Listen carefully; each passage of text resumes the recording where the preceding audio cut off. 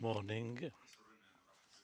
It's our pleasure to welcome you to the fifth session of this forum on the Ukrainian crisis and its impact on the region.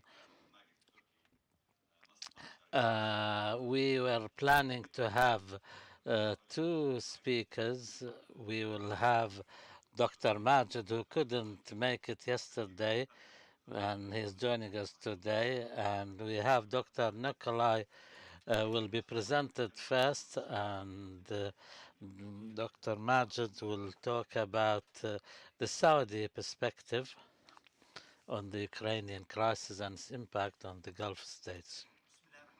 In the name of God, the most merciful, the most compassionate, may all praise be to Allah and His blessings be upon His messenger and all His companions.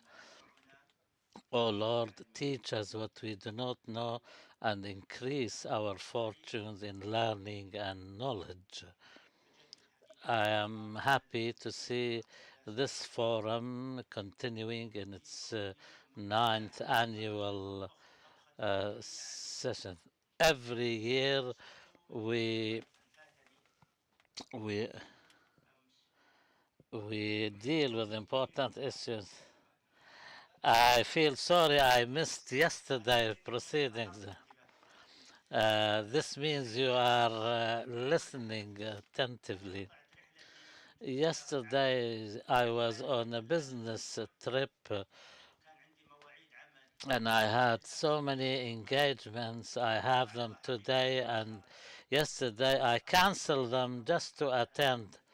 I wanted to attend, but it was the will of God that for 45 minutes or so I missed my plane, and I really feel sorry because I am immersed in the Russian perspective. I really was looking forward to hear a different perspective, the other side, because you cannot learn unless you hear both sides of any argument. And let's first, I apologize to my colleagues now for being imposed on them like this, but maybe what I will say will be something of an a differentiating factors between what they are going to say and that was I was about to say, which will be a continuation of yesterday's debate. And it's important, of course, I have my understanding. I'm not obliging you to agree with me. I'm trying to give you the parameters of the Saudi position and what my own observations. And fourthly and lastly, I'll give my own conclusions. I'll try in 20 minutes give you a quick narrative and maybe hopefully we'll have some more discussion later on questions and answers.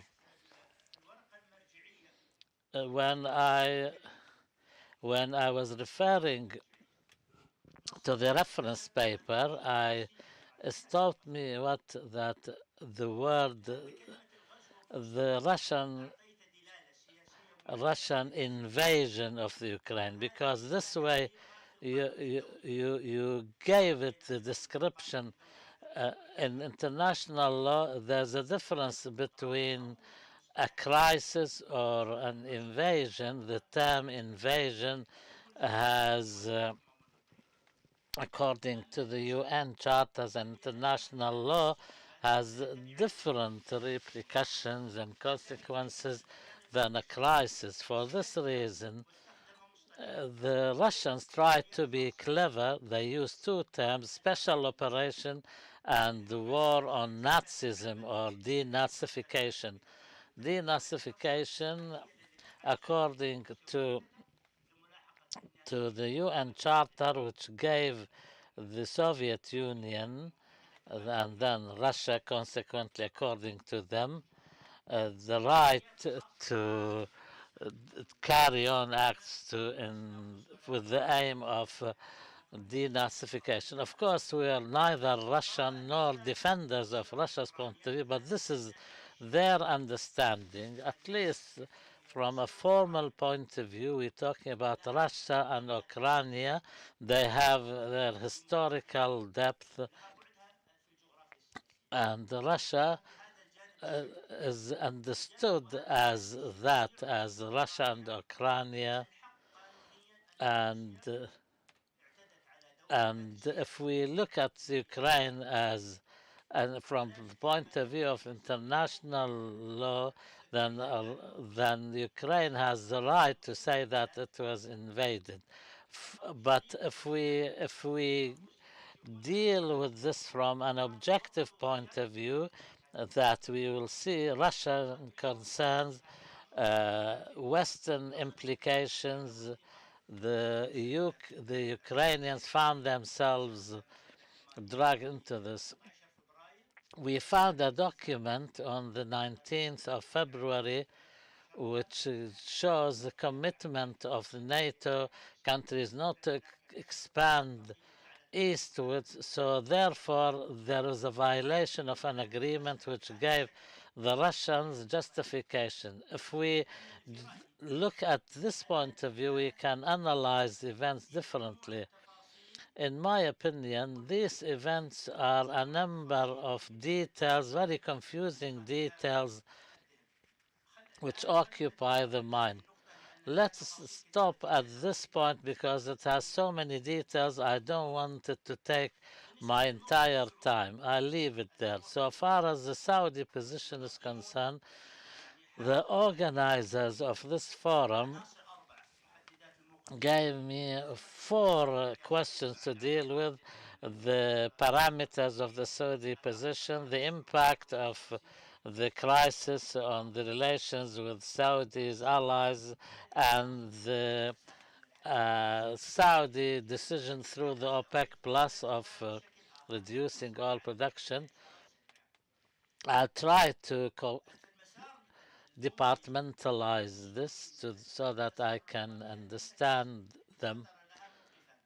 Officially, Saudi Arabia has two positions at the General Assembly, which they condemned Russia for annexation of the Ukrainian territories, and also on another occasion, refusal to condemn Russia.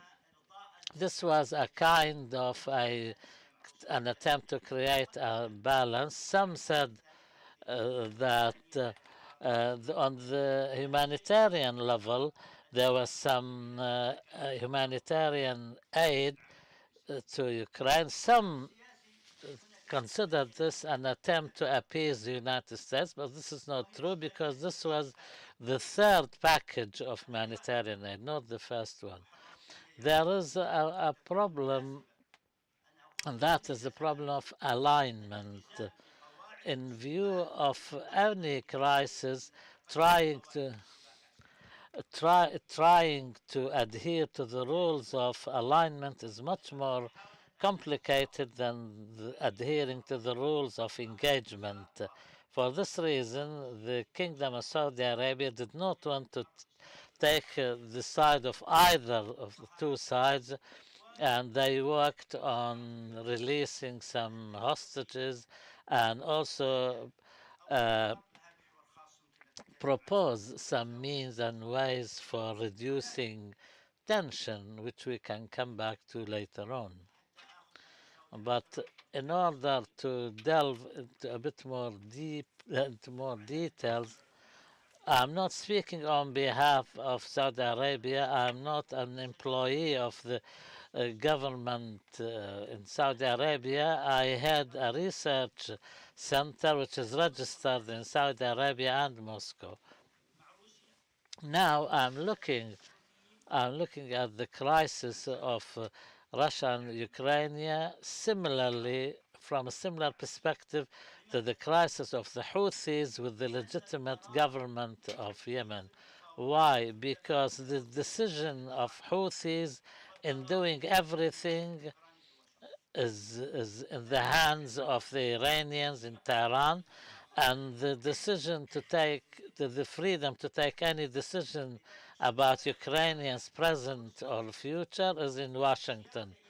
For this reason, Boris Johnson, in his visit to Kiev, stopped an imminent agreement to go back to the situation before the 24th of February because the Europeans were not ready to accept this because their position was weak or the Ukrainians' position was weak. This means that Ukraine's decision is not in the hands of the Ukrainians. So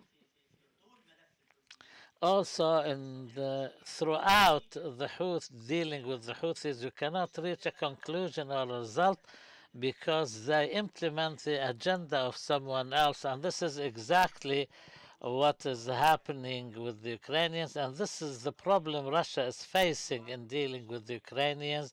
And in my estimation, any dialogue will not be useful unless it's conducted with the American side, and maybe the Americans will decide to do that when they see fit. This is about the Saudi position. Briefly, we can delve into more details later on in the questions and answers. Uh, so far as these points that weren't stopping at, in my opinion, the real challenge of I call it a crisis because it's a crisis in more than one meaning of the term. The main challenge and the real challenge, we can read this crisis from three tracks. First of all, Russia's future steps. Secondly, the shocks within Europe, which can lead to an imbalance, including the question of energy supplies. We know the gas price was between $8 to $12.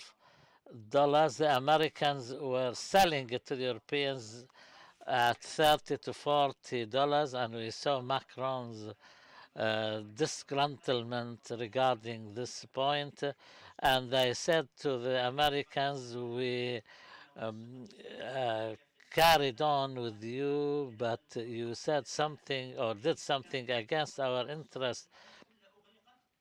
And the Germans are complaining of many small-sized German companies closing down in favor of American company. So maybe this kind of an imbalance or defect can lead to an impact on the outcome of the crisis. Also, the Germans and French are cooperating more and in the field of energy, and all of this may impact the future of governments. These are some of the shocks, and we may be surprised with even more. I think Europe, with about 650 million to 700 million, is a very poor continent. They live in their uh, ivory tower, but they have no real resources, really.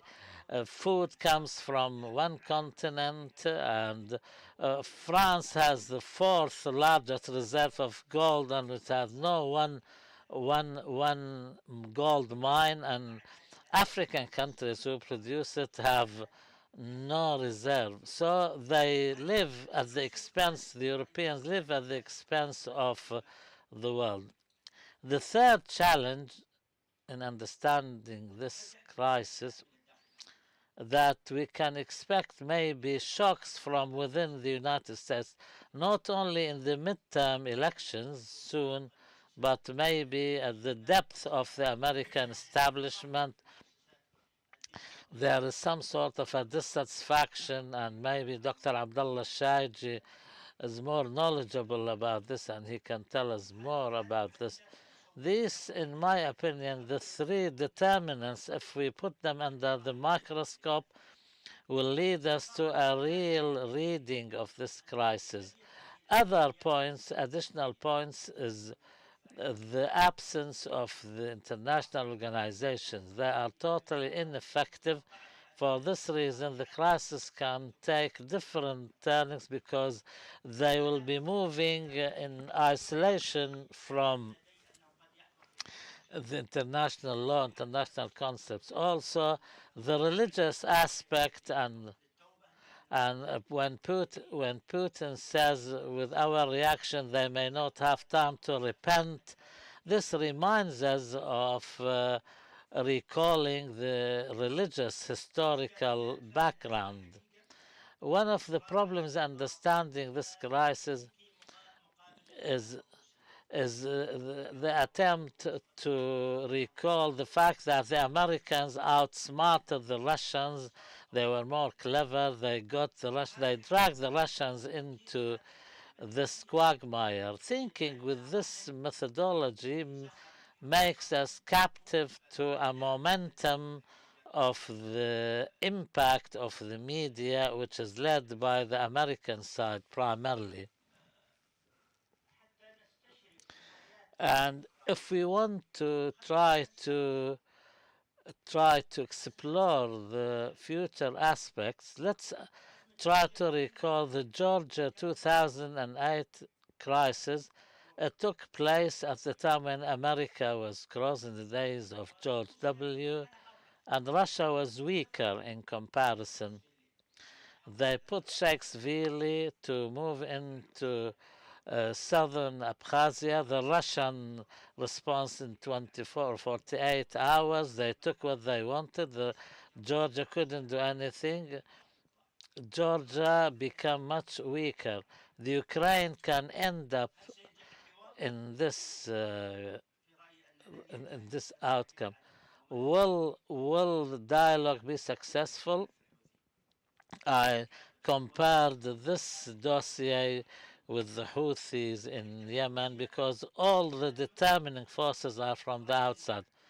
Has Russia had enough, achieved enough? Geographically, yes. Russia wants these four areas Donetsk, Lugansk, Zaporozhye, and Kherson. They do not want to go any further at all. Politically and security wise, Russia has not done enough. Russia has a scenario, and that is to push the United Nations or NATO or the United States to renew their commitments and the agreements, and the Russians recall the Brezhnev model, the limited policy on the Ukraine. He followed this all his life, that you should only give the Ukraine a limited space in policy making. The targeting of the Kerch Bridge in the Crimea, I don't know until now who did this in reality, but this broke the rules of engagement and gave the Russians the opportunity to hit the infrastructure. This is one of the reasons which may take the Russians into repeating the 1949 act by the Soviet Union when they destroyed a dam and killed the Kakhovkaya with 18 million cubic meters of water. This is enough to drown 80 towns and cities and isolate a large area of Kherson, and which will stop them from moving. The final point, I know I took too much of your time. In my opinion, if we want to deal and coexist with this crisis and understand its turning points, we should not immerse ourselves in details. From one source only I received more than 30 pieces of information. And when I try to analyze that, I find it all in the context of propaganda I spent more than 20, 30 years in understanding the media and political systems. I came up with a theory that there is two pillars for this: the aspect of flooding the world with information regardless of the accuracy, as what happened with Iraq's occupation of Kuwait and what happened in Afghanistan, to confuse everybody. Then comes the second pillar, when people become ready to accept this or accept this flood of information. Many days, but my colleagues, if you give me half a minute, I just want to say one final point. I'm now closing all my papers. In my perception, the future developments in the aftermath of the Ukraine crisis will be led by the economy. The umbrella for it will be the bitcoins instead of the currency, which the print currency, which the Shanghai brings and others will be launching a huge economic initiative, will liberate itself from the sanctions regime and the World Bank's constraints, and makes the world economic order or banking order will not be subject to SWIFT. I've been working on this for 3 months. There is a lot of details, amazing details. I think we will see something in this direction. I apologize for the extra 4 minutes I took of your time. Thank you. I would like to thank you so much for your valuable presentation, and I'm sure it will trigger several questions. Dr. Mustafa al-Bazarkan is going to talk about a global hybrid energy system, energy opportunities and challenges in the Arab Gulf region. And Dr. Bazargan, he's based in London. He's the head of the Center for Energy Information and Research since 2017 in London. Thank you, ladies and gentlemen. It is a great pleasure for me to be here with you all. Thank you for attending this panel discussion, and I would like to thank the Arab Center for Research and Policy Studies for giving me this opportunity. I would also like to thank Dr. Marwan Kablan for choosing this particular topic. Not only is it an important topic, but it is still dynamic, it's still evolving on a daily basis. So any paper, any presentation needs to be reviewed on a weekly basis before being proposed. So talking about a global hybrid energy system. This might be surprising. This was not the case before COVID-19 pandemic. There was a shift towards sustainable and renewable actually energy, the shift from fossil fuels to renewables. The Norwegian oil company even went to the extent of changing its name in order to avoid being associated with oil. However, because of COVID pandemic and the losses that ensued, $26 trillion plus, and we are still suffering from the repercussions. Different countries started revisiting the plans to do away with fossil fuels and the shift towards renewables. This was highlighted during the climate summit that was hosted last year by Britain. They were criticizing China because China is the biggest country emitting carbon. And who was accusing China? Germany, the United Kingdom, and other Western countries. So the summit was concluded, the war in Ukraine started, and we are living the repercussions. It is for sure I can say that the post war is not going to be like the pre-war. The European countries rely on Russia for 40% of gas and 55% of oil needs.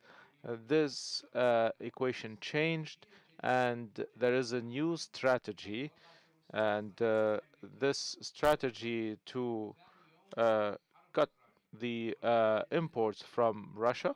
This is a U.S. strategy. There are several. There's a lot of evidence. Germany relies on Russian oil and gas until before the war in Ukraine. They were willing to start working or start operating Nord Stream 2. $12 billion were spent, but President Biden all of a sudden said this pipeline cannot become operational. There's Yamal, there's Nord Stream 1, there's 5 pipelines. So this strategy was imposed on the European Union. This is why they were lost. They started looking for alternatives. The alternatives, uh, we're talking here about a very long path, and it is an opportunity for oil and gas producing countries. In addition to that, the last month there was climate conference upon the invitation of the Secretary General of the United Nations in New York. So the commitments uh, toward energy, renewable energy, declined. So this is a very important point. All the plans that were put together before the invasion of Ukraine are going to be revisited.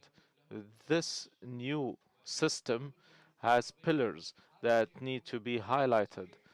And of course, there is a hybrid world between fossil and renewable energy. But who is going to pay the price? There are studies that confirm that shifting from fossil fuel to renewable until 2041 needs 265 trillion US dollars. Ministries of finance in the West, in Europe, and the United States, they cannot bear the price. There are high levels of inflation in European countries, reached 9%. In the United States, the inflation at its highest rate since 40 years. Economists are projecting recession. We know that the UK is in recession, albeit unofficial. So when we have recession and inflation, we have a, a very dangerous economic situation that cannot be remedied by increasing interest rates. Why? Because increasing interest rates means the increasing the debt cost of the companies, which means that the companies will have to increase the price of goods and do away with jobs. This would result in increased inflation, and the governments would not be able to face inflation this way. This leads us to say that there's a lack of potential for public expenditure, and they can no longer afford to do away with the fossil fuels. There will be a conference in Sharm el-Sheikh hosted by Egypt. My opinion was this opinion needed to be postponed because all indicators show that countries will still rely on oil and gas, but they need financing. These states that actually agreed uh, on this assistance, they won't be able to provide the assistance. So they will rely once again on oil and gas. What proves that the US strategy was not discussed in Europe was the lack of refineries to liquefy gas. In Germany, there are no refineries to deal with liquefied natural gas because Germany used to rely on gas through the pipelines. For 1 million thermal unit of gas to Germany, the price was $4. Germany is buying the same from the UK at $52. This is a lot of pressure on European economies. So this is why we cannot say that in 2050 they would no longer rely on oil and gas. In 2041, and that we would reach the peak of oil and gas demand. And in the 80s, there was a peak when it comes to oil production. What we witnessed afterwards was that this date was becoming further away, and the same thing applies now to the decision to end dependency on oil and gas. Germany and Western countries criticized China. China tries, especially when it comes to the industrial sector, so China endeavors to have green industries. But if we see that China produces electricity from coal, in order for China to create EV, the first manufacturer of batteries is in China, but they rely on coal to produce those batteries. This is why today we see Germany going back to using nuclear facilities that the previous administration decided not to activate, and Germany is back to using coal. All of these are steps back at the level of the environment that cannot be justified. These sanctions that were imposed on Russia, and today we are going through the second package of sanctions, the strongest sanctions in history. Of course, they aim at burdening the economy of Russia. Even if the war ends tomorrow, in my opinion, these sanctions are going to continue because they want to exert pressure on the enemy, on the foe.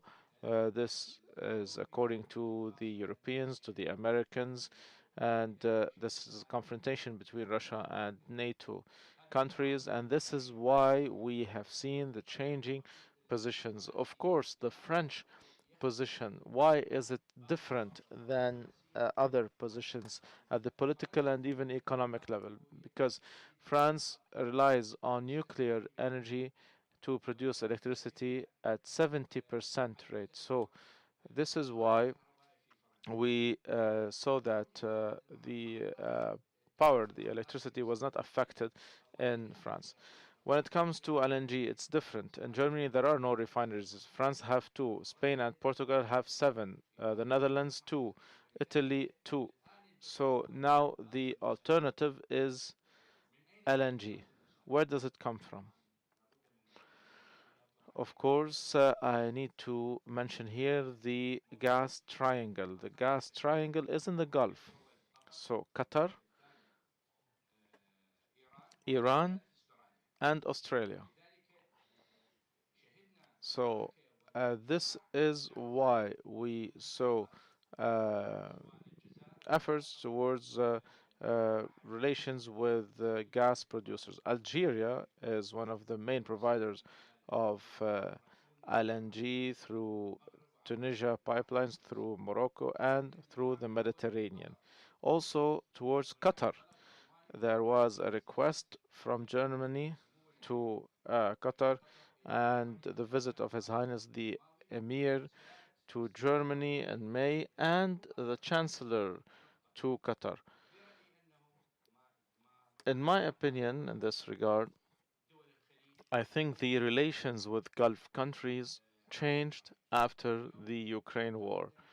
Today, we need to study the positions of Gulf countries.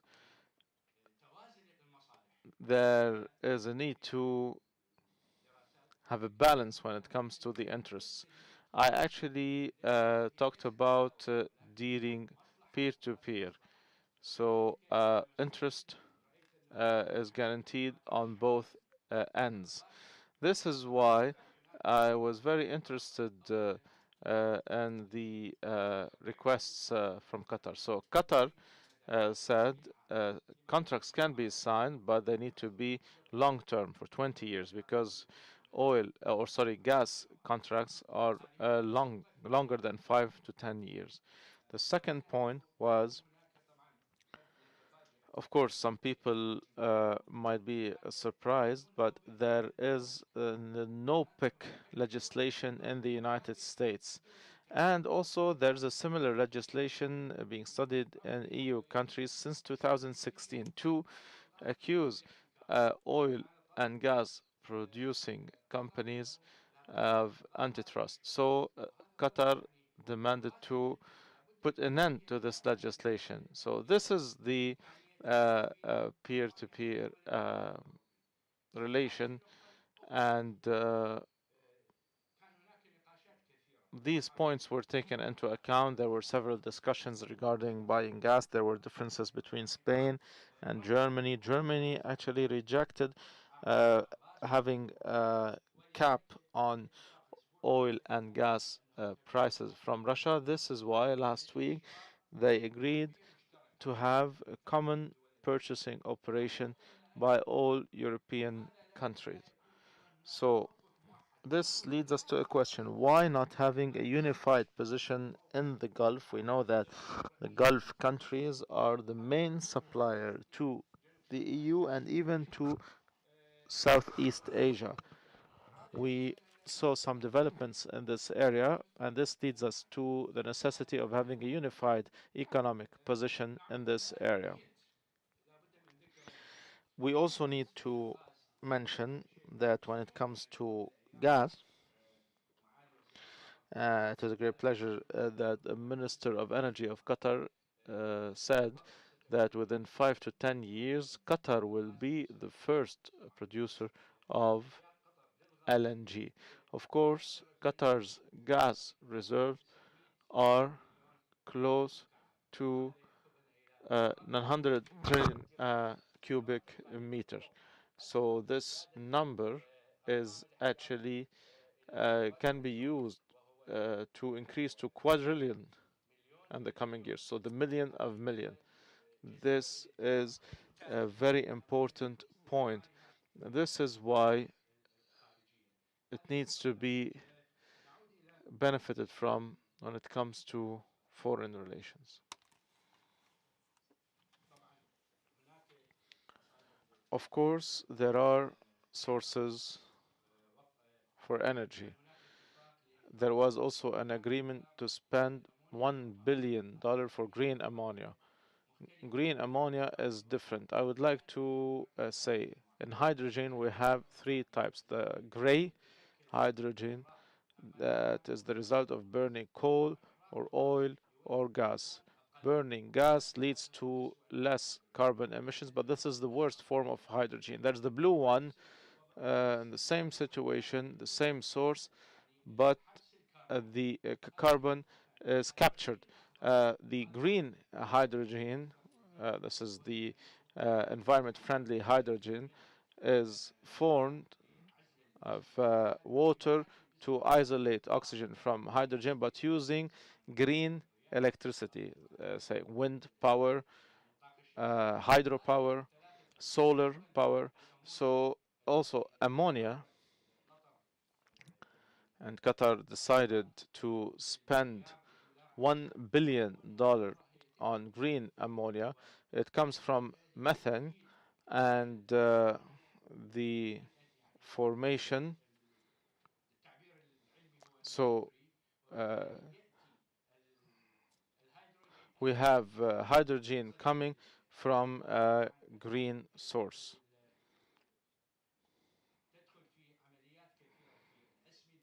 So also it is used in pesticides and different industries. So can oil and gas producing countries have a unified position from peer to peer when it comes to carbon. So today, colleagues highlighted carbon emissions. I have a question. With these developments at the level of the environment, oil and gas producing countries all over the world will have to bear the cost of recapturing carbon when it comes to oil and gas production. And I do not think this is fair between producing countries and consumers. Also, there are accusations addressed to OPEC of politicizing decisions. So there is a link between politics and economy. We cannot talk about two separate things isolated from each other. So uh, why is the West accusing the Eastern countries of doing so? So these are the questions, and I hope to receive your questions and answer your questions. Thank you so much. Thank you, Dr. Mustafa, for also respecting the time limit. So we thank him for that. And now, Dr. Nikolay with us online. He has some traveling commitment, and it will be the third paper today, and he will be presenting on the repercussions of the Ukrainian crisis for energy security in the Arab Gulf region. دكتور نيكولاي تستطيع أن تبدأ. Thank you very much for your kind introduction. I would like to thank the Gulf, the Arab Center, sorry, the Arab Center for this opportunity to share my thoughts and ideas on the issue of the Ukrainian conflict impact on the Gulf security. And specifically, I would like to thank Mr. Ihab and the IT team of the Arab Center, who were very flexible and quick to react to my request to arrange this video conference, because unfortunately, I couldn't be physically in Doha today. I trust that we have already discussed at the during the meeting different aspects of Ukrainian crisis impact on the Gulf region. And when I was preparing my presentation, I thought that it would make sense to approach to this issue from the angle of energy security, and specifically because for decades we're usually talking about the energy security of oil and gas consumers, whereas the current instability, it clearly highlighted the necessity to think on the energy security of oil and gas producers, about energy security of demand. And the interests of the producers, they are definitely different from that of consumers, and they are targeted at ensuring the sustainable access to the consumer markets, and their energy security is highly dependent on the ability to generate in a sustainable way the volume of incomes necessary to maintain their existence and to fund their development. And in this regards, the Putin's invasion of Ukraine, it played quite a controversial role in securing the interests of oil and gas producers. And this controversy is largely dependent also to the instability of the hydrocarbon markets caused by this invasion, and the fact that the currently the market is experiencing an unprecedented and intense struggle between the political factors and systemic, so-called fundamental factors that determine oil prices. So on the one hand, we have political factors like Putin's invasion of Ukraine and his attempts to use the oil weapon against the West. And on the other hand, we have, and these definitely attempts, they are pushing oil and gas prices up. Whereas, on the other hand, we have market fundamentals, economic factors, such as the unpredictability of demand in China connected to the COVID policies, still the existing negative impact of pandemic on the global demand, as well as the danger of the global economy contraction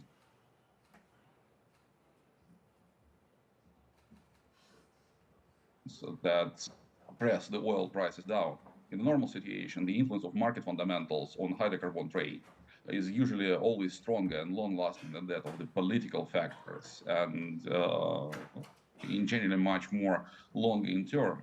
However, the world is currently experiencing abnormal times when political factors are not short lived anymore. The Kremlin aggression in Ukraine and the accompanying oil weapon games between Russia and the West will impact the price of crude for a long time, bringing acute unpredictability for the hydrocarbon market. And in this unpredictability, the question of the interests of the oil and gas producers of the Gulf is quite difficult to answer. Because on the one hand, we can say that to a certain extent, the Putin's invasion of Ukraine was a positive moment for them. So, first of all, it presented the Gulf states with a rare opportunity to enrich and to use the high oil prices to recover the losses that they had during the previous times of COVID and the market instability.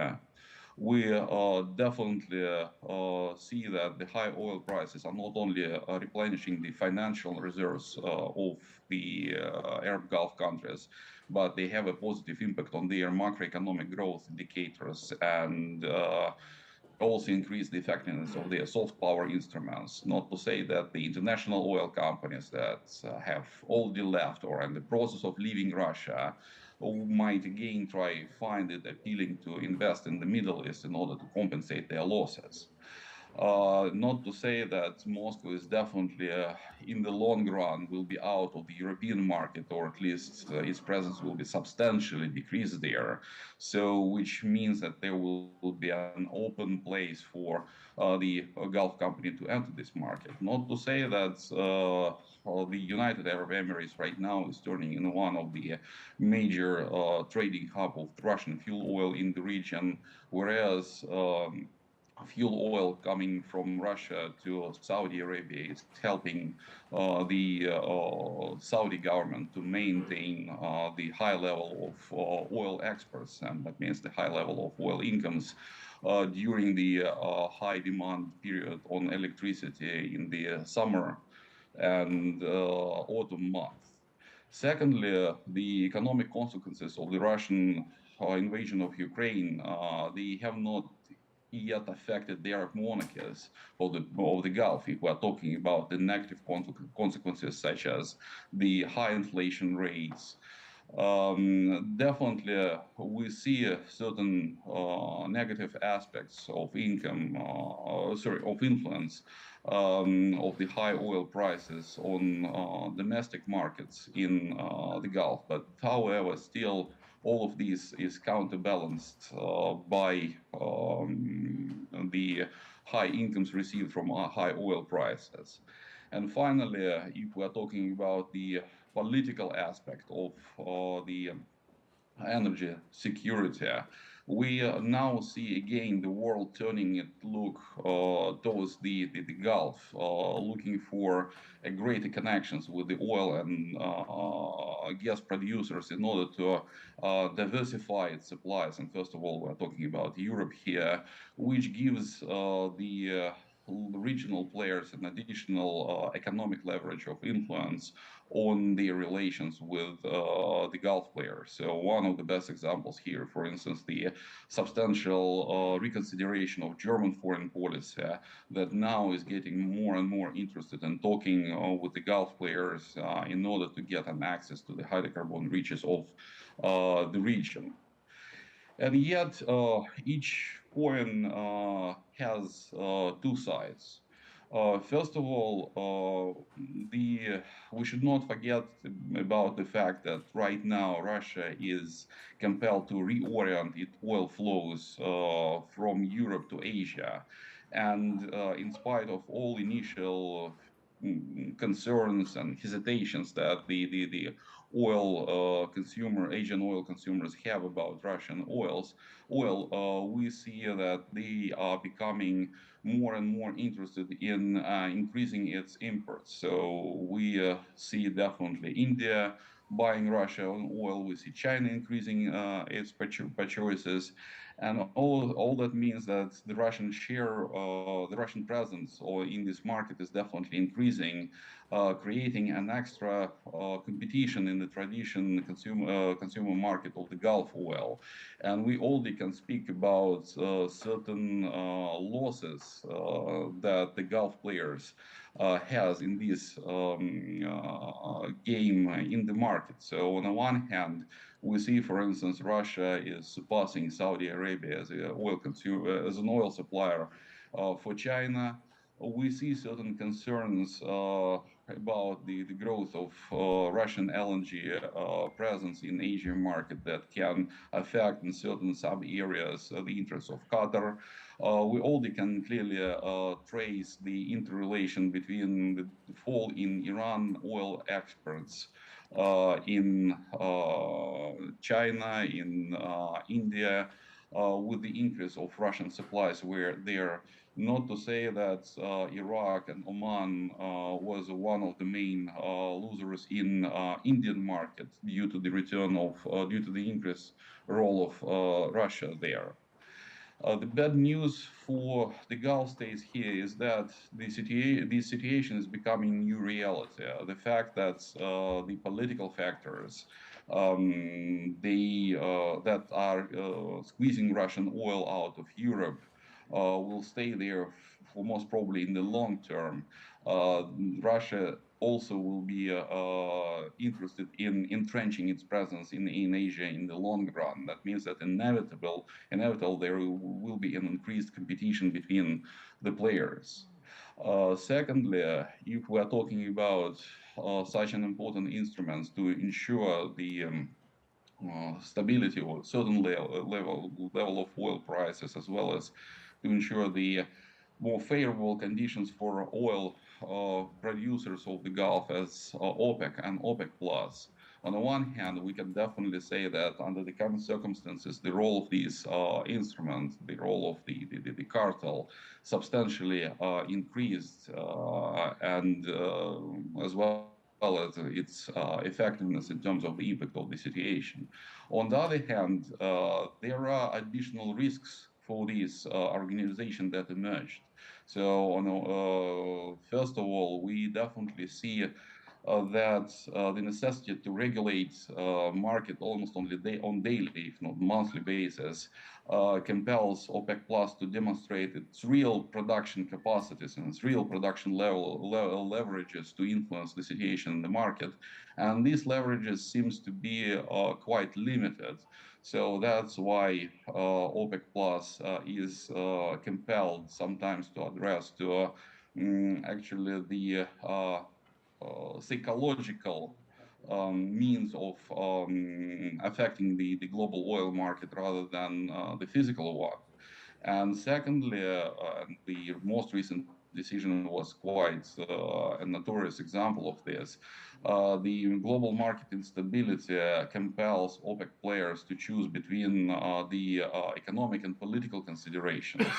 And sometimes the decision which has its logic from the economic point of view it can have a negative impact on the political ties of the Gulf players, which also needed to be taken into account.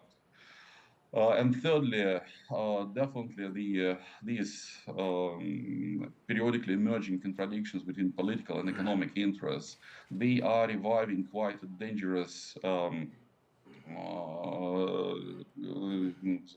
speculations about no OPEC bill in the United States, as well as they are compelling other consumers of oil, thinking what should be the leverages that can counterbalance the impact of OPEC plus on the oil market, meaning that in the future we might see more active and more aggressive wars between oil consumers and producers. The third outcome of the current situation from the interests of the Gulf players is connected to the issue of the hard security of the Gulf. Definitely, we see the increasing importance of the Gulf oil suppliers for the Europeans. We definitely see the increasing importance of Gulf oil suppliers for the global market as such. But that also means that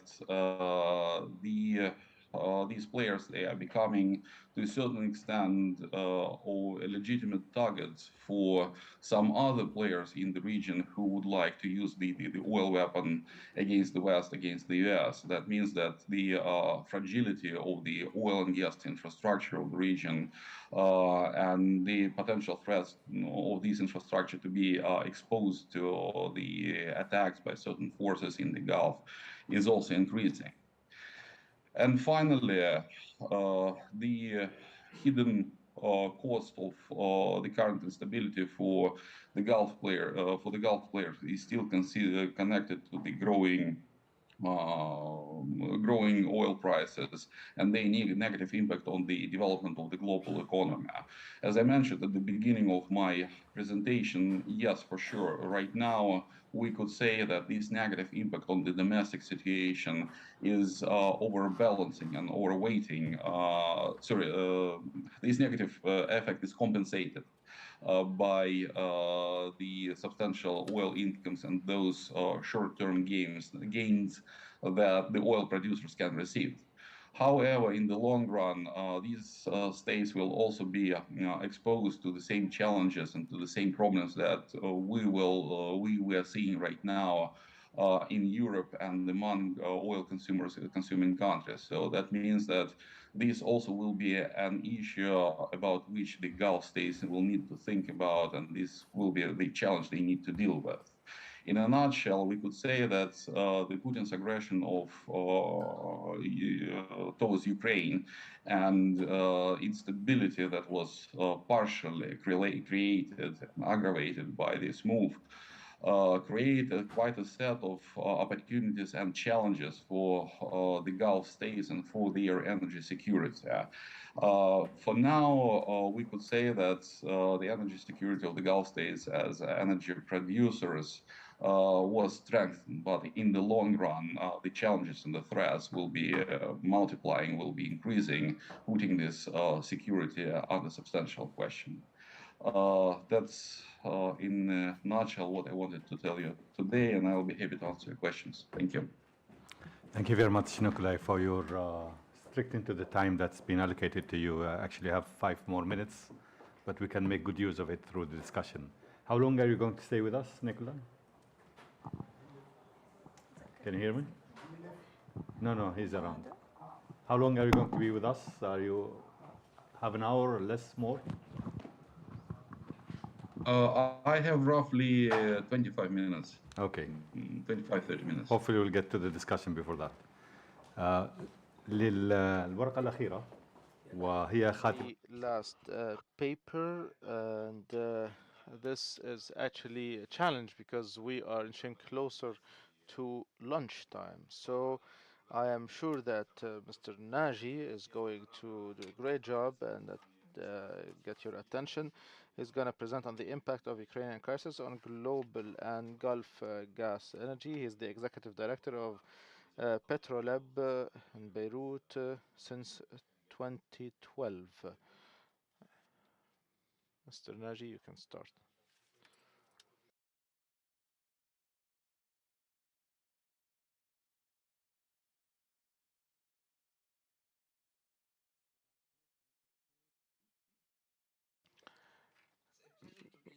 يسعدني ويشرفني أن أكون هنا. وأنا عشت هون It's a 10 great سنين. pleasure to be here. Qatar is my second home. I lived here for 10 years and I have worked with esteemed colleagues who are reference in research, especially with His Excellency Mr. Nasser Jida, who is here. It is a great honor to be here, and I would like to thank the Arab Center for Research and Policy Studies, Dr. Marwan, and everybody for this kind invitation.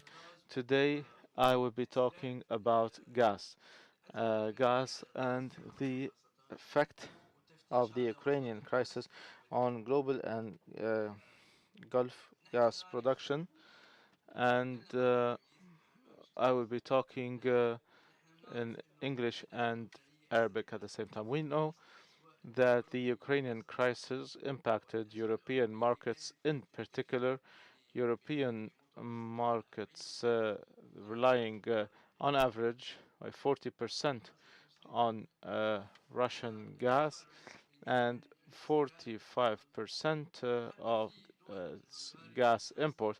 Some countries like Hungary, uh, Austria, and other countries rely almost totally, like 99%, on Russian gas. In addition to that, the crisis highlighted the deficit in terms of the global market for gas. Of course, European countries, with the beginning of the crisis and its repercussion on gas supplies from Russia, so they decided to implement three policies. First of all, energy conservation measures to rely largely on its own energy sources like coal, like nuclear, etc., and also to become more heavily dependent on piped gas from countries like Algeria, Norway, and particularly LNG from several countries in the world, to include Middle Eastern countries, Qatar in particular, and we will talk about Abu Dhabi as well, Algeria, Israel, and ultimately Iran, and we will be talking about that too. Since we are here in Qatar, I will talk a little bit about the importance of Qatar, because people sometimes forget this. According to the BP World Energy Review, Qatar has the third largest gas reserves in the world. We're talking about 24.7 cubic meters of proven gas reserves. This is 13% of the reserves of the world. And the Qatari reserves are enough to satisfy the current global gas consumption for more than 6 years on its own. And the RP, which is the reserves to population, and this is the ratio, and it's the highest in the world in Qatar, with that of 2020 reaching more than 144 years. On average, it's 49 in the world. And almost 99% of Qatar's reserves are in non-associated form. So Qatar can produce gas without producing oil. This is existing only in Qatar, a little bit in Iran, not in other Gulf countries. In Saudi Arabia, more than 70% of the gas is associated form, in Kuwait too, and the UAE as well. So although Kuwait has oil reserves, Kuwait imports LNG. Saudi Arabia to a lesser extent.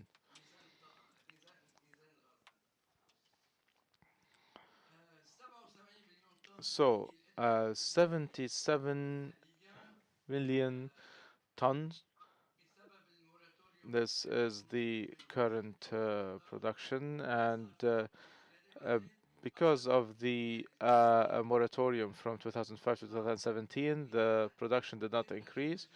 Nevertheless, the Qatari leadership decided to increase from 77 to 110 in 2026 and 126 in 2027. So almost 70% over the current capacity. Of course, the main focus of Qatar was on Asian markets, particularly, like my colleague said, Japan, Korea, and elsewhere. However, at the same time, there was some interest in Europe, but in Europe, there are several challenges and problems in the European market, to include the liberalization of the European market. So the terms and the long-term contracts are not that. For instance, take or pay, or the age, the duration of these contracts. And also, there is a specific strategy at the level of the European Union. So, to have some sort of energy transition, shifting from fossil fuels to renewables. Of course, there is a tendency to rely more on renewable energy. Of course, Doha has been investing a lot in Europe. So Qatar Energy, that used to be Qatar Petroleum, uh, they have shares in two receiving terminals for LNG in Europe, and they recently booked large capacity in three terminals there.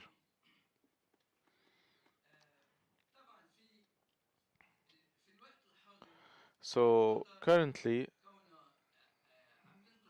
since Qatar is producing at the maximum capacity level, but all of the production is linked with long-term contracts. So Qatar cannot divert quantities to Europe up to the demand of Europe. So Qatar cannot be free to maneuver before 2026, 2027. This is why there might be a slight window that could open in 2024, when the golden path, which is facility liquefying natural gas in the United States. Qatar is 70% stake partner with ExxonMobil, so it will start producing.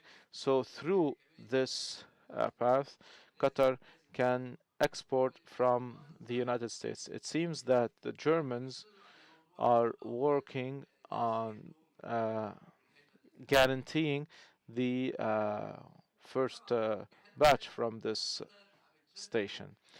At the same time, Qatar is trying to convince its partners who receive Qatari gas in Asia to allow for the diversion of gas to Europe. And as we know, this is what happened after the tsunami in 2011. However, any diversion of any cargo from one place to another needs to, or someone needs to pay the price for this diversion for Qatar and also the consumers. So it's not a simple process. And in order for Qatar to work on this, Qatar needs to be sure that the cargo would not be resold later on outside Europe on spot markets. And Qatar has the right to be asking. The main condition to be resolved, which is so any imports from Qatar need to be short and not long-term contracts. This is according to the conditions or the articles of liberalization of European economies. So this is at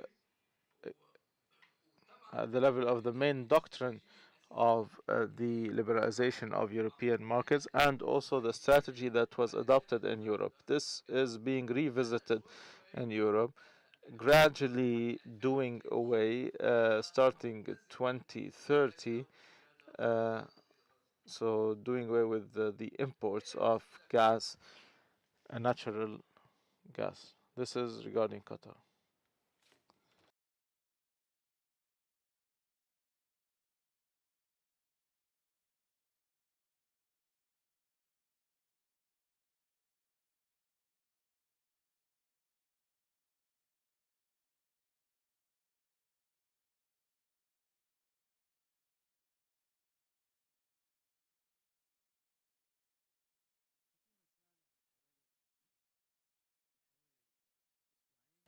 So 2 weeks ago, when the German Chancellor was in Abu Dhabi, we heard that Abu Dhabi agreed with Germany to ship quantities of liquefied natural gas to Germany. However, we also need to know that Abu Dhabi could play a role, albeit minor, a very minor role. Abu Dhabi is the only emirate to have gas in the UAE. So its role is minor because, again, back to basics, the reserves in Abu Dhabi are large, but so it's in the associated form and also in the sour form, so it has sulfur. And they have the Fujairah project to build an LNG terminal, but it won't be ready before 2025, 2026, in addition to the station in Das Island. It would increase the capacity of Abu Dhabi to 14.4 million a year by 2025, 2026, but Abu Dhabi agreed to uh, have long-term contracts with Japan. So to Europe, they won't be available before 2025 and 2026. Algeria is undoubtedly perceived by the Europeans as a potential source of additional supplies of natural gas, especially that there are 3 pipelines exporting gas to Europe. The reserves are not that much. They provide approximately 6% of the EU's gas imports. That was in 2021. And they have a huge reserve of shale gas. Of course, it's still not developed. But Algeria received very limited serious attraction in the recent years. However, in the latest months, Greece, Italy, and Spain agreed with Algeria to increase gas supplies. Of course, there are many technical problems that we unfortunately face in our countries. We have capacities, we have capabilities to liquefy gas and export gas, but we know that the facilities are becoming old and the capacity is no longer the same. The focus is on piped gas from Algeria. And it seems that Algeria can indeed export and they can increase the production and export until the end of this year. But there are several factors preventing them from continuing to do so, especially that they have key problems Their production is limited, but consumption inside or in Algeria is increasing. So they have limited export capabilities. They have problem with Spain because of the tensions with Morocco, and we know that a gas pipeline go through Morocco. Of course, the problem is because of Polisario and everything that's happening there. Also, there is a main problem, which is the strong tie between Algeria and Russia. So the Europeans think that if we are importing Algerian gas, paying euros, the Algerians are going to buy Russian weapons. This is complicating the issue of importing Algerian gas. Israel. Israel is the only country in the Eastern Mediterranean. Hopefully, we will see Lebanon in the future. Sometimes we have hopes, but they are not realistic. So now we are focusing on gas. Israel actually had major gas finds totaling 1,000 billion cubic meter. So Israel turned from an importer to a gas exporter, and many experts are saying that this is maybe the third of the potential reserves. So Israel is exporting gas to Egypt, to Jordan as well, from Leviathan and from Tamar and the Mediterranean, and they agreed with the Europeans to export from Karish field. But exporting from Israel to Europe is associated with political and technical problems that we are going to discuss. One of the options to export from Israel to Europe is sending gas to Egypt, liquefying it, and sending it as liquefied gas through the Egyptian facilities. There is a second option for them to use the floating LNG facility and also using the pipelines. There are pipelines, the EastMed from Israel to Greece through Cyprus and Crete. But this needs a lot of time and is very problematic technically. There's also a pipeline through Turkey that is being discussed.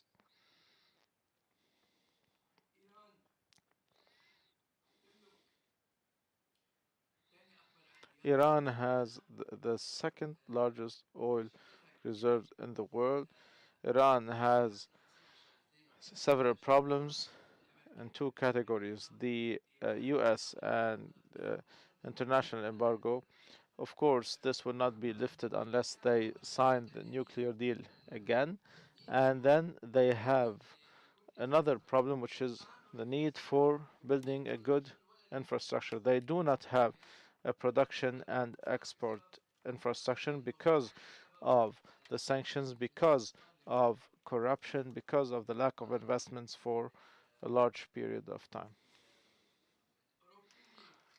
For a long period of time, actually. So the Europeans have some hope, but maybe not short-term hope. Maybe on the longer run, Iran can supply Europe with gas. Two words about the United States. The shale gas revolution in the United States changed the equation, and the US actually has become an exporting nation, and it will become the biggest exporter of gas in the world, which is amazing. They have great reserves of shale gas, and also of conventional gas.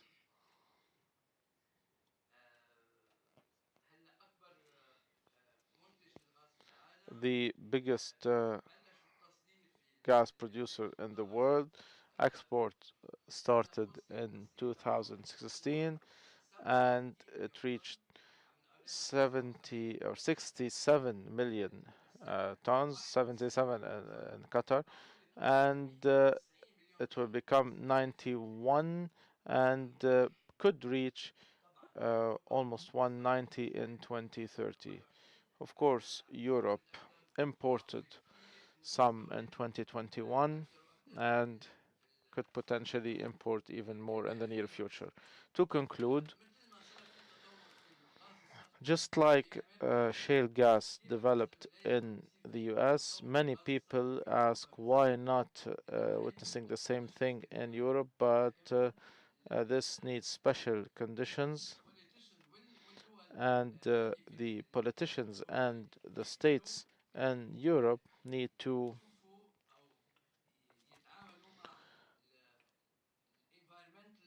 take into account the environmental impact of the shale gas production in Europe and other factors. Last word,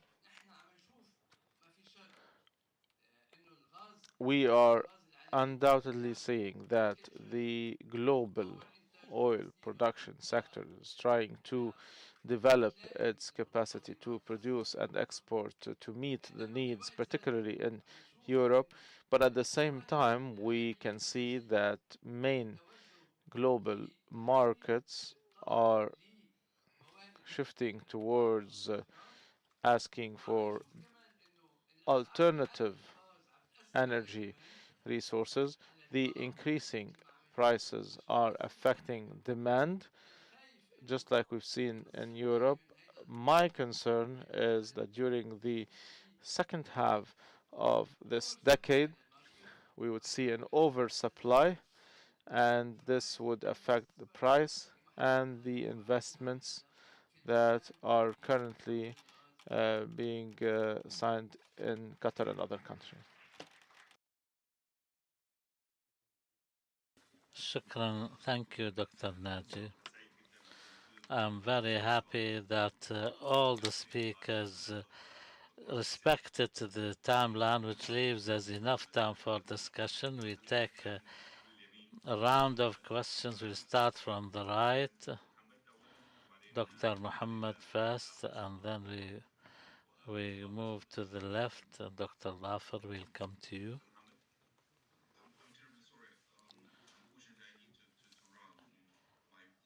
أنا أعتذر علي أن أغادر الآن. شكرا جزيلا ورحلة سعيدة وسالمة لك. شكرا لكم، مع السلامة.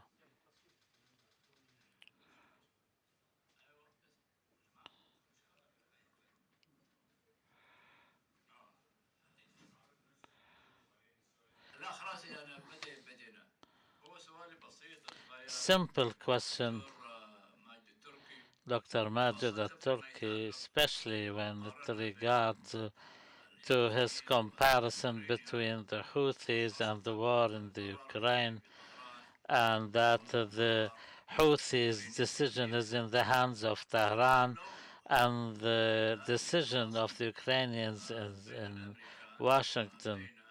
So we say that if the Russians and the Americans get in touch with each other, because between Saudi Arabia and Iran there is a contact, can we solve the problem in Yemen in this way? My second question to Dr. Naji, that Europe relies on Russia and its gas supplies for 40%. In the long term, what will be the alternative for Europe?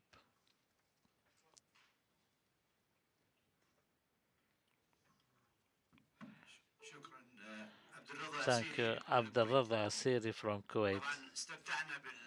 We enjoyed all of these presentations, whether the political ones or the economic ones. Maybe there is a blessing in disguise. The Ukrainian crisis revealed a lot of things that the Gulf countries were losing their security, stability, violating human rights.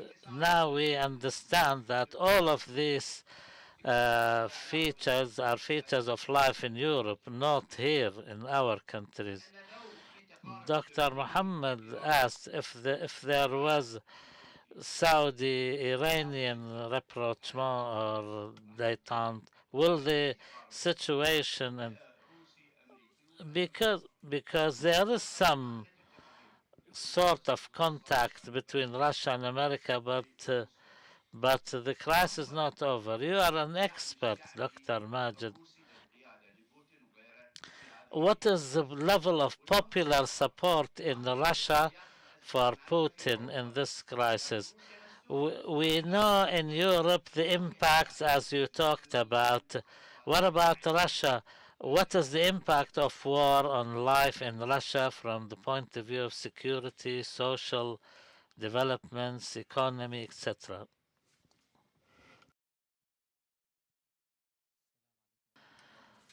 Assalamu alaikum. Thank you to all our panelists. I have a direct question to Dr. Please, Ali Riyami from the Sultanate of Oman. Dr. Majid, we know you and your interest in futuristic studies and your interest in Russian affairs and Arab-Russian relations. My direct question, you've given us a different reading that we've been hearing so far. What are the likely scenarios through your own reading? How do you see the likely scenarios to develop? Tariq al-Sheikh, German news agency's correspondent and a specialist in the field of energy. Despite Dr. Majid's beautiful presentation, I think the important part which concerns Europe and the world regarding the Ukrainian crisis and particularly to Saudi Arabia, the fact is that the American anger vis-a-vis Saudi Arabia and specifically because of the OPEC Plus decision has destroyed the whole concept of sanctions on Russia because this proved to the world that what happened to Russia can happen to any other OPEC country, so they cannot let this go by without taking a stance. Similarly to what the Russian panelists have said, China's imports from Russia's oil is now like Russian supplies are now replacing the Saudi supplies. And now it's reaching 850 million market. Russia is finding a place in it. So if we want to look at the future, what combines Russia and Saudi Arabia both now and in the future, that the Americans are entering these markets in Europe and in Asia as competitors of the OPEC. So we have to expect a closer alliance in the future between Saudi Arabia and Russia due to their own national interests. Maybe we give the mic to Dr. Dhafar and then Dr. Abdullah. Dhafar Al-Ajmi from Kuwait. And now the World War II was defined by the number of countries which took part in it, and in the Ukrainian crisis we are determined by the number of countries damaged or affected by it. What about the rules of alignment you talked about? How can we define these now? Thank you. Abdullah Shaiji from Kuwait University. So far as what Dr. Majed said, there are very provocative things. لحظات يعني ما بيسميها حرب بيسميها أزمة.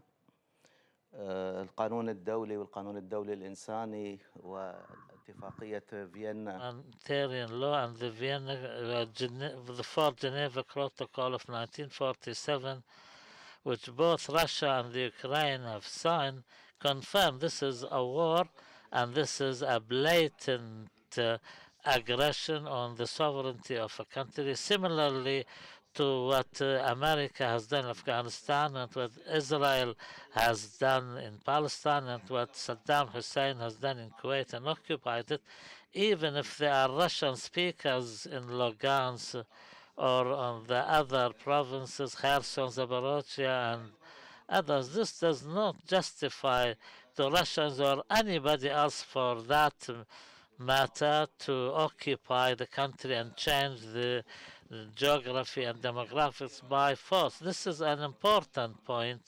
I beg to differ with you completely. I think he is trying to tell us that there is some sort of a justification for some countries to occupy other countries, similarly to what happened in Georgia, Abkhazia, Ossetia, and the Crimea in 2014. This is unacceptable. We will be living in a jungle. There will be the jungle law, regardless of where we are. We have to have one yardstick applicable to on everybody. Otherwise, this will be justifying what Russia is doing. He's using the term Nazism to justify that. Hitler claimed that, or he occupied parts of Czechoslovakia because there are German speakers in the Sondland province. So if we refer to history, that too proves to us that Russia does not have the right to occupy countries and appoint stooges who then summons them and say to them, apply to join us. This is exactly like what Saddam Hussein has done in Kuwait. He appointed Ala Hussein, a ruler of Kuwait, and he ordered him to join Iraq. Then Kuwait was announced a republic for 2 days. Then it became the 19th province of Iraq. I asked Dr. Majed to use the same yardstick and the same definitions by the Geneva Protocol, the Fourth Protocol, international law, international humanitarian law. What Russia is doing in the Ukraine is a blatant violation. It's an occupation. It really completely contravenes the international law. And we cannot justify this that America has set a trap for Russia and Russia fell into this trap. We must not forget an important that Putin is behaving like a czar now. He wants to restore the glory of the old Russian Empire, and he's appointed himself as the defender of all Russian speakers in the sphere of influence of Russia. Doctor, we can discuss this over lunch, but this is also unacceptable insofar as dealing with. Now you want to restore the Tsarist era and you want to occupy this, and in the process committing war crimes. What Putin is doing in bombing the infrastructure and killing civilians and power stations, he is trying to make the Ukrainians die of severe winter temperatures, and these are war crimes as described by Germany and the International Criminal Court, especially for in the cities which the Ukrainians have liberated, and we know that Kherson will be liberated similarly to Kharkiv. My question to Dr. Mustafa al-Bazarkan, you talked about the hybrid energy which mixes. My name is Zahar Arab from Iraq. You talked about mixing between fossil fuel and renewables. We know that one of the outcomes of the Ukrainian crisis made some countries like France and others who stopped nuclear power plants, now they are thinking of reoperating them. This hybrid system maybe is present in the Gulf, but at a limited. Kharsa station, which works on solar system, was opened a few days ago. My question is, what position will the nuclear power occupy in this hybrid system? And also, you talked about Dr. Naji said that Iran faces limitations because of the infrastructure and the sanctions regime. They cannot provide Europe with oil, but now, because of the crisis as a result of Russian intervention in the Ukraine and the Saudi decision at the OPEC plus level, do you think this will force the United States to revive the nuclear deal and therefore lift the sanctions? Can we expect this scenario? Dr. Majed, you talked about breaking the equation of NATO's expansion eastwards. We know in reality this actually happened after the Russian invasion, when NATO said that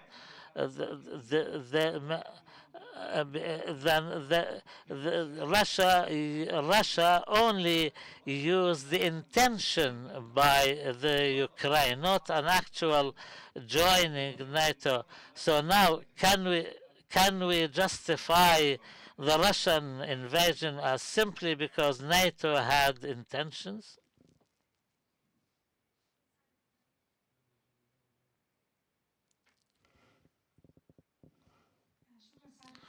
Thank you, Chair. Thank you to the panelists. Dr. Majed, we needed your paper because it complements the discussion from day one's discussions.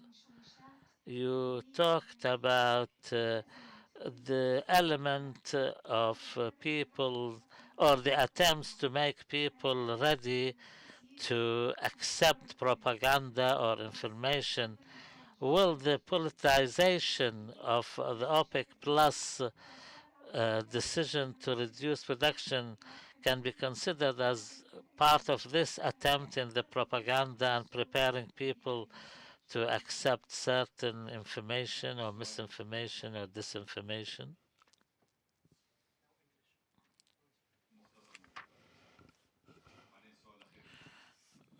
Two more questions. Assalamu alaikum. Andre of Love, I'm from the Ukraine. First of all, thank you for all the panelists. It was an important and valuable session. Of course, what Dr. Majed said deserves a comment. I'm not interfering in the Saudi position vis-a-vis the war in the Ukraine, but I think it was very dangerous, the comparison in the war in the Yemen with the Houthis.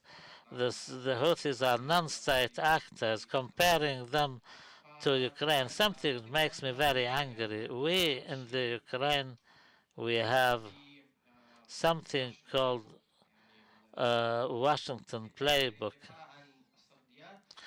It is the Russian playbook. It details Russia's narratives. What I heard from you is almost completely part and parcel of the Russian book of narratives. We see where Mr. Kozhanov described the war as war.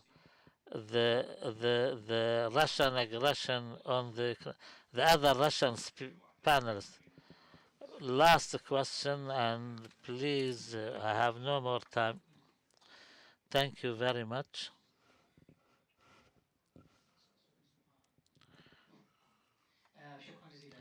Thank you. My name is Hassan Al-Barari from Qatar University. My question is directed to Dr. Majed. I did not understand the comparison between the Houthis and the Ukrainian government. The Houthi, according to the Saudi narrative, and I agree with it, is a faction which turned against the legitimate government, and this is the official Saudi position, which I agree with.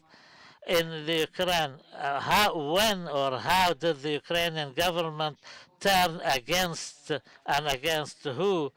And of course, I agree that the West is supporting not just the president, but it's against the Russian aggression. This is a war, an expansionist war. And Dr. Azmi Bshara talked about the Putin's address and the Millennium Address when he kept saying day and night that he was not happy about the changes, the geopolitical changes after the collapse of the Soviet Union. He said the world without Russia is not a world. So this is a war of expansion. Like I condemn the Israeli occupation of Palestine, I cannot accept Russia's aggression on the Ukraine. This, of course, there are legitimate security concerns for Russia which could have been dealt in a different manner. Just please tell me on what basis are you saying this is just a crisis and not a war? It's not just a war, it's a war of annexation. Let's start with Dr. Naji, then Dr. Mustafa, then Dr. Majed.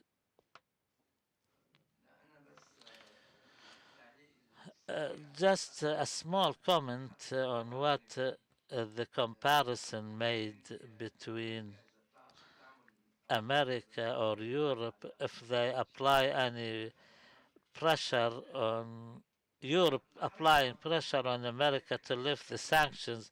America was pragmatic lately so far as the oil is concerned. They allowed the exportation of some oil from Venezuela. When it comes to gas, the situation is totally different. If you want to export gas, you need time. If you want to establish a port or a terminal in Iran, you need 7 to 10 years, even if they lift the sanctions. The Europeans would prefer receiving the LNG directly or some other way rather than going through the maze of these pipelines. Your question is right. This is a hybrid energy world because it will mean continuing reliance on fossil fuel and renewables. And also there is a third type, which is the green energy. For example, the European Union until 2 months ago was considering gas and nuclear energy as outside the green energy definition, but they reinstated them, reconstituted them, because necessity is the mother of all inventions. Now we can say need is the necessity of all legislations. I think we will see in the coming months and years a combination of energy sources which Europe itself was rejecting and setting deadlines to completely get rid of them. Thank you. Good afternoon to you all. In a nutshell,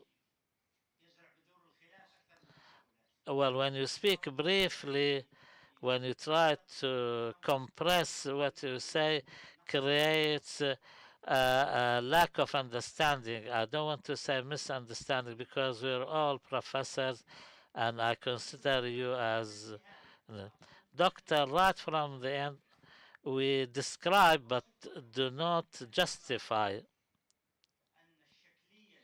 When I say that formally, and if you look at it from the Ukrainian point of view, yes, this is an aggression because Ukraine is an independent country, member of the United States. From the formalities point of view, we do not disagree on that. From an objective point of view, there are many other details. Mr. Nikolay, I'm happy you are here. Здравствуйте. The problem really with my due respect of all the Ukrainian diplomatic missions, your point of weakness lies with you and please bear with me.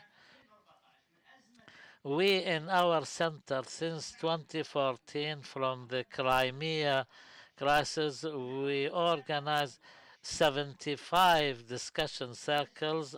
8 of them were on the Ukraine. The ambassador or any member of the embassy staff accepted our invitation to come and maybe because they don't have the argumentation. Even in this crisis, we organized a discussion panel. We invited them. They did not accept our invitation. We invited the Russians. This is your problem and not ours. We listened to Deputy Foreign Minister. She is from the Crimea. She spoke for 40 minutes. It's just weak arguments. They did not. She did not provide any political argument. I'm still insisting. Yes, it is war and killing, but it is a crisis because when you say it's crisis, this means you're taking a position. No, no. Crisis means you're taking a position. I don't want to engage in a confrontation with you. Let's go back to what the other point between Dr. Muhammad and other colleagues when they talked about my comparison with the situation in Yemen. I am trying to bring closer the mental picture. This is not the Saudi reading. This is the international reading. 2216 resolution confirmed that the Houthis are just a bulge within Yemen, which represents whether you like him, Abd Rabbu Hadi Mansour, he is weak, he is strong. Let's set this aside. The project which was proposed by the Gulf countries and the American ambassador played with it and distorted it, but the Houthis stand against it. The Houthis represent Iran. Hassan Olo, who used to manage the details of the situation in the Yemen, and the Iranian behavior was applauded. I hope we shy away when we talk about about the Houthis.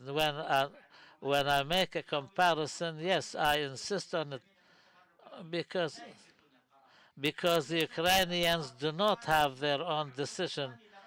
If if the if they take their own decisions, then NATO will stop their help and support.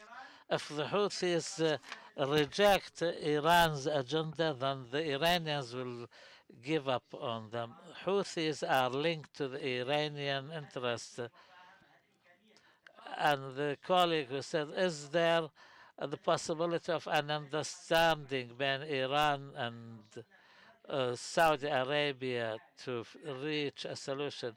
In our center, we have sent 1,823 assaults on the Iranians, on the Russian embassy, and operations continued until 2016 when the Saudi embassy was attacked and some ambassadors were killed or councillors. This is not just the result of Khomeini's revolution 1979. This is Iran's attitude, the Persian attitude. They have a problem of a crisis identity. To the east, there are the Turks, and to the west, there are the Arabs. For this reason, from Mazar-e Sharif to Tajikistan, which is a Sunni country, which they force Shiaism until the depth in Iraq, in the South Iraq. And I remember Alawi when he visited the southern parts of Iraq, and he said, I didn't know anything because nobody speaks Arabic there. So we must recall the Iranian agenda, whether from a pan-Arabist point of view, religious point of view, political point of view. Iran, when they want to coordinate with Israel in Syria, 36 new components of Iran are present in Syria. 14 is Israeli components inside Syria. We're not talking about the Golan Heights. Netanyahu from New York, when the elections came, Erbil in northern Iraq, he warned the countries not to interfere because this is part and parcel of Israel's national security. I don't want to go into details because that will distort our understanding. I want to respond to all the questions. Please, we have to close.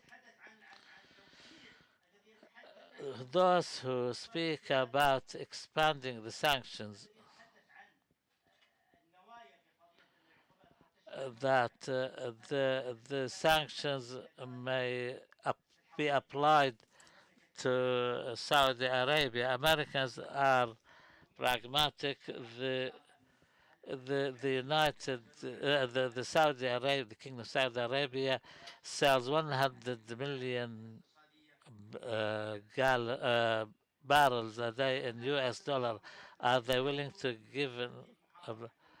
Dr. Manal, what you asked, I have a lot to say, but I will apply my theory on this, what I call the dome of the media, and I will project that on the situation in the Yemen, Afghanistan, Iraq, and Sean McBride and 15 other researchers have published a study in 450 pages which shows how the Western world is controlling the global South.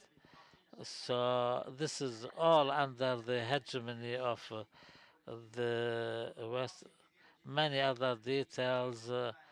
I apologize for not responding to all your questions.